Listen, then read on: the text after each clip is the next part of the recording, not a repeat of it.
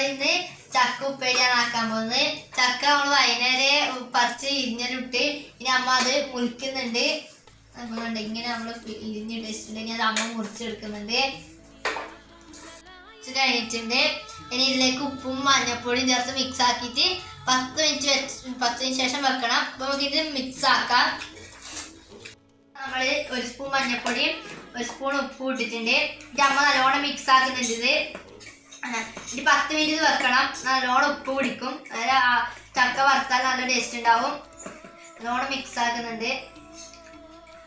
ചക്ക വറുക്കാം. നമ്മൾ ഗ്യാസ് കത്തിച്ച് കഴിഞ്ഞാൽ അതിലേക്ക് എണ്ണ ഒഴിക്കണം. അപ്പൊ ഒന്ന് ചൂടാവട്ട്. ഇത് അമ്മ ആക്കുന്നത്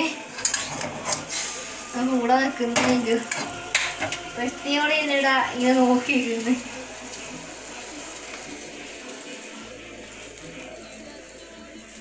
വെളിച്ചെണ്ണയിലേക്ക് ഒഴിക്കാം.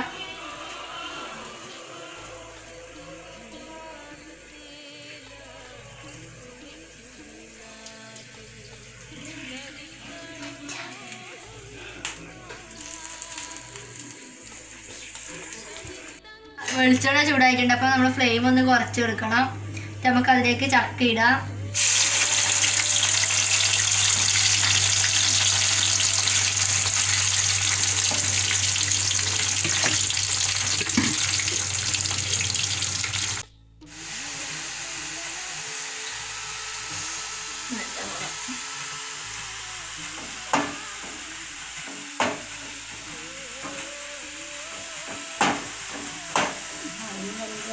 നമ്മുടെ ചക്കയുടെ കളറ് മാറി വന്നിട്ടുണ്ട്. അപ്പൊ നമുക്ക് ഇനി കോരി എടുക്കാം. ഇല്ല നല്ലോണം കരിഞ്ഞു പോകും.